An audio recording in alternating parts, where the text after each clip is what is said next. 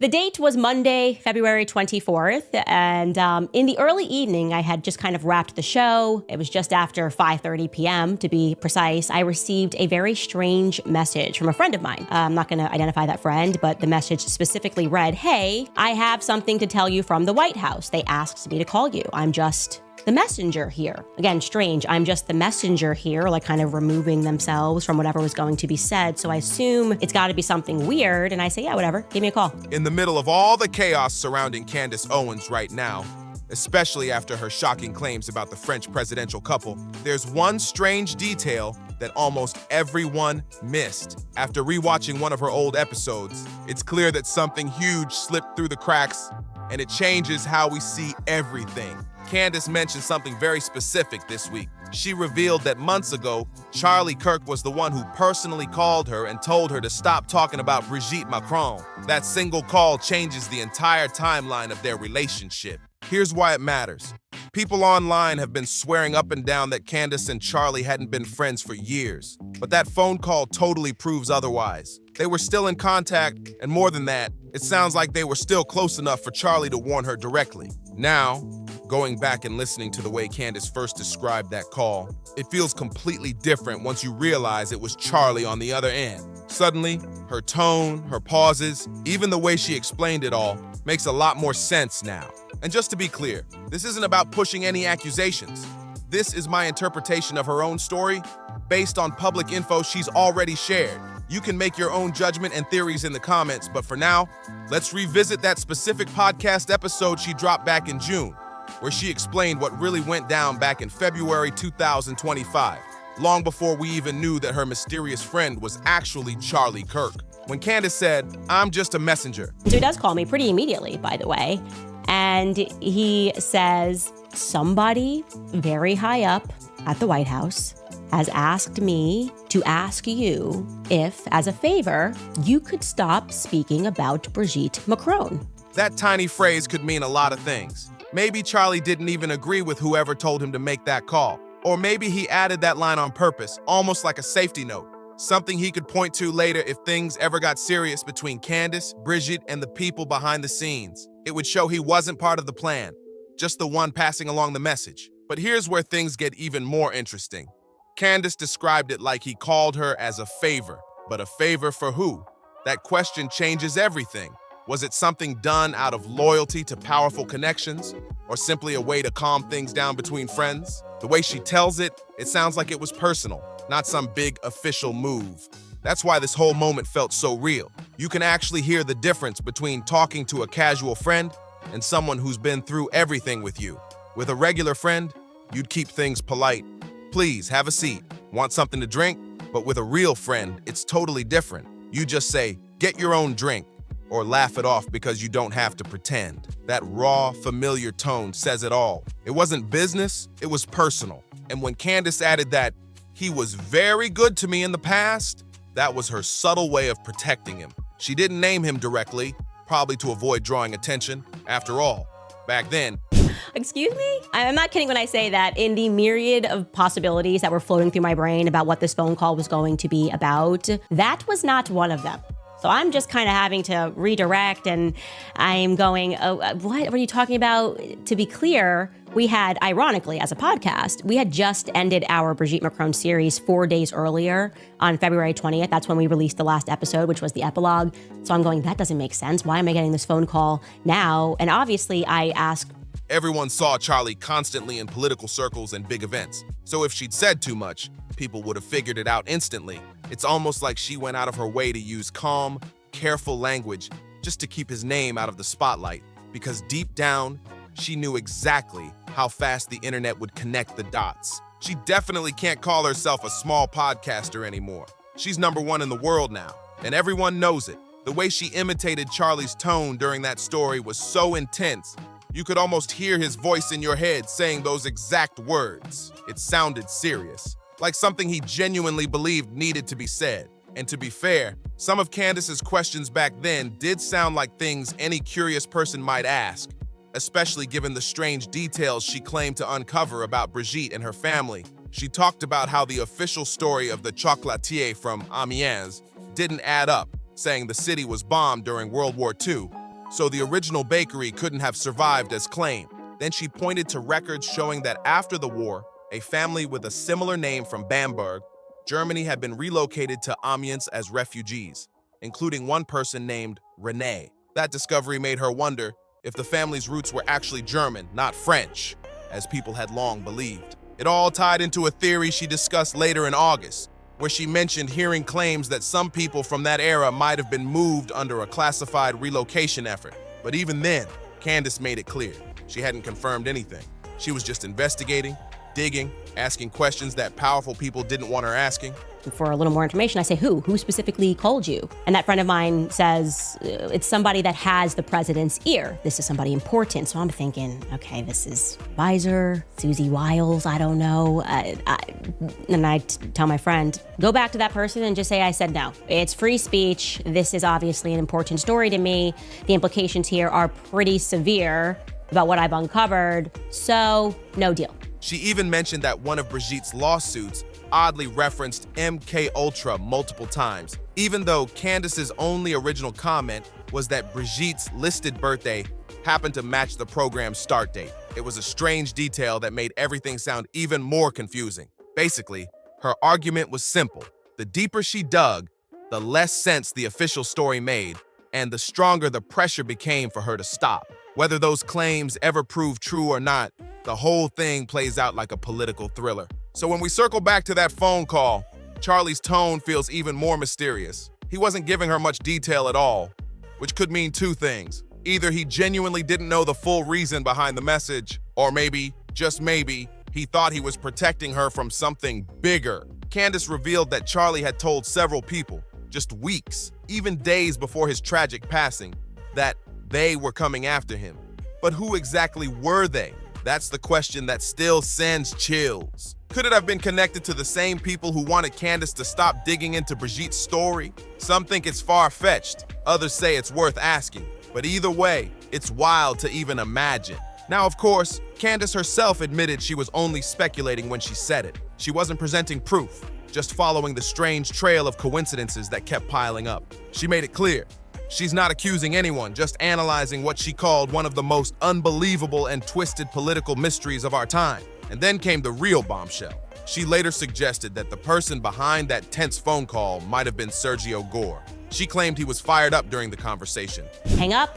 I go into my husband's office and I tell him what just happened. And honestly, I'm kind of laughing at the absurdity of it because I hadn't thought beyond what may have happened. And then I do what I always do just in case. I call Noah, I call the lawyer, and I'm like, hey, I know Macron's, sending us legal letters. Just want you to add this onto the pile that somebody at the White House is asking me to just stop speaking about Brigitte Macron. Cool. We kind of have a laugh about it, run it different ways. Are we going to expect something else to be delivered to my door? Another threat, implicit threat from the Macrons. Practically demanding that she go along with what was being asked. But the part that really hit people was when Candace imitated Charlie's voice, repeating the words, "I didn't lie to you, I didn't lie to you." Her delivery was so specific, you could tell she wasn't just guessing.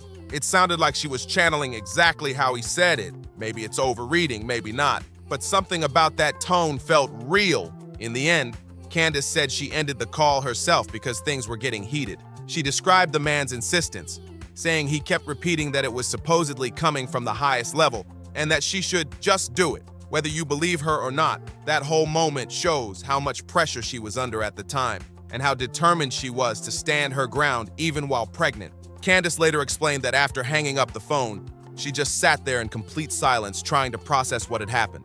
Imagine getting a call like that from someone you trusted, only for it to turn into a demand wrapped in confusion. She said her first thought was disbelief. Why would Charlie, of all people, be mixed up in this? But then the shock gave way to something even heavier, fear. Because if what she suspected was true, it meant the situation wasn't just about gossip or rumors anymore. There were powerful people involved. And the moment she refused to play along, everything changed. She started noticing strange patterns online. Accounts that used to support her suddenly went silent. Others began posting coordinated comments attacking her credibility, calling her unstable and obsessed. It felt orchestrated. And yet, Candace stayed online, stayed vocal, and didn't back down. She claimed that once Charlie was gone, she understood the full gravity of that phone call, that he might have been trying to warn her, not threaten her. Maybe that phrase, somebody calling in a favor, who knows, whatever. Anyways, we do dinner. And I am kind of feeling bad about my pregnant attitude on the phone call, because I was, 8 weeks away from birth. And I was a bit shorter on the phone than I would have been if there wasn't like a growing infant foot that's lodged under my lung. And this person has been very good to me in the past. And so I resolved that before I go to bed, I'll phone him back and have a much more calm conversation. Not that I was rude, but just like, hey, what's this actually about? And so I did. "I'm just a messenger" wasn't an excuse. It was his way of protecting her without saying too much. Then, there's the part that no one can stop talking about. Candace revealed she'd been contacted by a mutual acquaintance right after Charlie's passing. The message was simple: "You were right to stop talking." But what does that even mean? Right to stop because she avoided danger? Or right to stop because she stumbled too close to something others didn't want uncovered? The deeper she looked, the more strange connections appeared. She noticed overlapping names between certain think tanks, nonprofits, and foreign cultural exchange groups that were all somehow tied back to the same financial circles that had once supported political campaigns in Europe. Candace didn't accuse anyone directly, but she pointed out how the money trails all seemed to end up in the same few hands. Meanwhile, her followers started drawing their own conclusions. Online forums lit up with screenshots, archived documents, and speculative timelines mapping out every move, from the first time Charlie warned her to stop to the moment his life abruptly ended. People began wondering whether he'd uncovered something himself, something too dangerous to say out loud. Now, Candace being Candace, she didn't hold back. She said openly that she believed Charlie was under extreme pressure in his final weeks. There were rumors about internal disagreements, donor disputes, and tense meetings. But she always came back to one phrase: he sounded tired. And if you think about it, that might explain everything. It's chilling when you realize that her February phone call with him took place right when he was trying to balance loyalty, politics, and truth. He might have been caught in the middle, passing messages he didn't agree with. And not only that, before I called this individual back, when I checked online, I realized that Emmanuel Macron is in Washington, D.C. February 24th. He is in Washington, D.C. And he had departed the White House just hours before I received the call. Anyways, I am in awe. A lot of thoughts are running through my mind. What could this possibly be about? And when I call that person back, they tell me something that is even stranger. They say, look, I again am the messenger here. What I was told from somebody that's pretty high up at the White House is that Emmanuel Macron is holding up negotiations, hoping someone would pick up on the real warning beneath his words. In later interviews, Candace admitted she replayed that call in her head for months. The tone, the pacing, the hesitation, it all stuck with her. And when she compared it to his last few public appearances, she noticed the same thing. A man who looked like he wanted to speak but couldn't. Some people online argue she's reading too much into it. Others say it makes perfect sense. After all, if someone was pressuring him to silence a friend, that alone would weigh on anyone's conscience. Add to that the stress of leading a massive organization and being constantly watched, and you can see why his final days might have been full of unease. But here's where it gets even darker. A journalist from an independent outlet reportedly reached out to Candace, claiming they were investigating connections between several media consultants, foreign lobbyists, and political figures tied to that same issue she'd been digging into. According to the journalist, they'd received anonymous tips suggesting that her February call wasn't random at all. Apparently, certain communications between European and US-based PR agencies were flagged months before the controversy went public.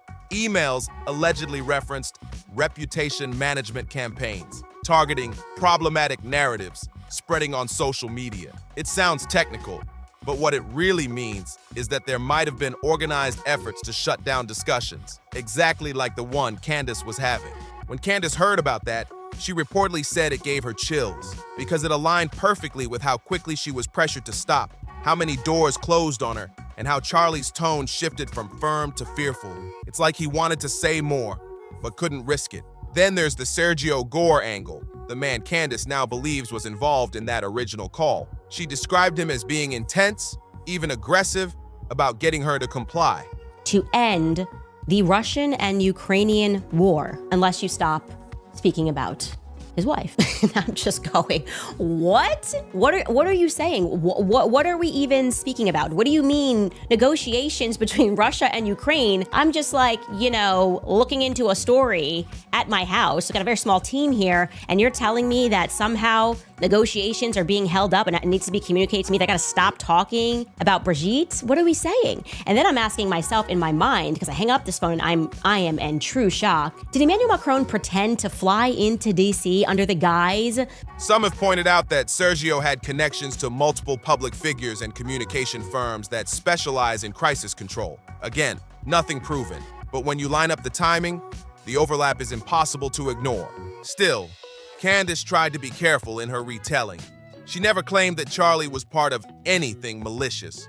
In fact, she insisted the opposite, that he was used. He was trying to protect me, she said, and you could hear the sadness behind her words. Whether or not that's true, her belief adds another emotional layer to an already complicated story.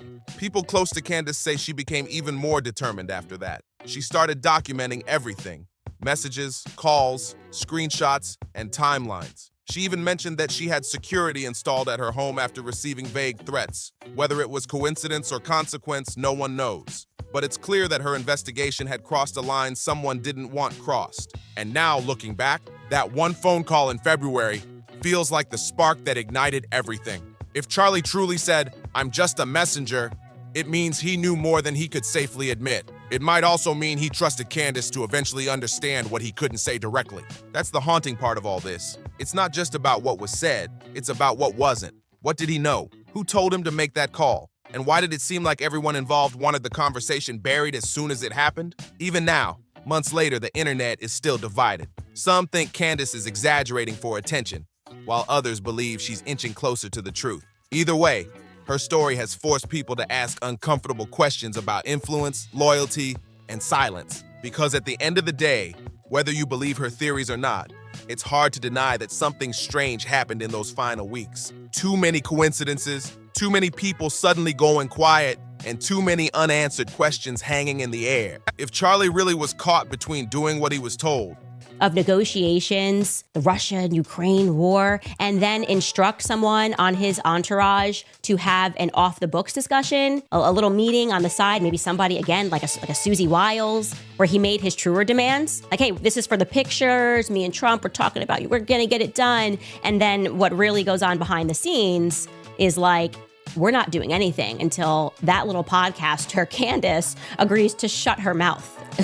and protecting someone he cared about, then that phrase, "I'm just a messenger," might go down as one of the most haunting sentences ever spoken in modern politics. And as Candace herself said in one interview, messages don't always come with explanations. Sometimes they come with warnings. That's the part that sticks with everyone who's been following this story. Because whatever truth lies behind that call, it's clear it didn't end with it. Something much bigger was already in motion. Honestly, it's almost darkly funny to picture it now. Charlie trying to calm down a pregnant and furious Candace. We've all seen her short fuse before, and imagining him nervously trying to reason with her in the middle of that chaos feels surreal. But when you think about everything that's happened since, it doesn't sound funny anymore. It sounds eerie, especially after Candace's recent post claiming that the Macrons put a target on her. Suddenly that call hits differently. Somewhere in the middle of all that madness, Candace even reached out to Tucker Carlson for advice. She wanted to know what to do, how to move forward, and whether she should keep speaking publicly about Brigitte. Tucker reportedly told her to pause, just for a while, until certain negotiations were finished. His words, according to her, were about protecting herself, staying smart, and avoiding unnecessary chaos. "It's your right to speak," he allegedly told her, but timing matters. Candace said that advice stuck with her. At the time, it felt like simple caution, nothing more than a friend trying to keep her out of trouble. She took the advice, stepped back a little, and honestly, everyone thought the story had died down. Back then, it seemed almost silly, like some overblown internet rumor that would fade in a week. But then, as months passed, the whole thing started to shift. Candace didn't drop the topic completely. She quietly kept researching, and the deeper she went, the darker it seemed. What began as a rumor turned into a web of bizarre coincidences, missing records, and strange legal threats that kept coming her way. So we ended the conversation. I say, I'm going to sleep on this. It's a lot to process. I remember I get into bed and I just turn to my husband and I say, no one will ever believe us. Just something that just arrived at me very suddenly. I said, no one will ever believe that this just took place. And my husband's like, yeah, no. This is just very, very strange. And I promised the individual that I would pray on it, that I would think further about the situation. What are the implications here? And I then call him back the next day and I say, look, this is pretty weird. You have to admit this is pretty weird. And you're not really giving me any details. And I kind of want to know who specifically you spoke to, because I think it kind of matters. Is somebody trying to do a side deal while Trump is doing? She said multiple times that she's not claiming everything she found is fact, but the patterns were too strange to ignore. And that's when the idea of that February phone call became more haunting than ever. Maybe Charlie knew she was stepping into dangerous territory. Maybe that "I'm just a messenger" line wasn't just casual. It was code, a quiet warning to back off before something bad happened. Candace hasn't revealed whether they ever spoke again after that call. Maybe they did, maybe they didn't. But she's been clear about two things. First, she and Charlie were absolutely still friends at the time. That whole idea that they hadn't spoken in years or that she was somehow using his passing for attention, she called that nonsense. She said people love to twist grief into drama, but she genuinely cared about him and his family. And second, and this one's the kind of speculation that makes people's skin crawl, Candace believes that when Charlie told people in the days before he passed, "They're coming for me," he might have been referring to the same mysterious "they" connected to that February call. Could it be the same people who pressured him to silence her? No one knows. But the timing is hard to ignore. Now, to be fair, Candace herself says she's speculating. She's not presenting it as proven truth. She's connecting dots the only way she knows how, by laying out the public facts and letting the audience decide what makes sense. But still, it's impossible not to wonder what he really meant when he said "they."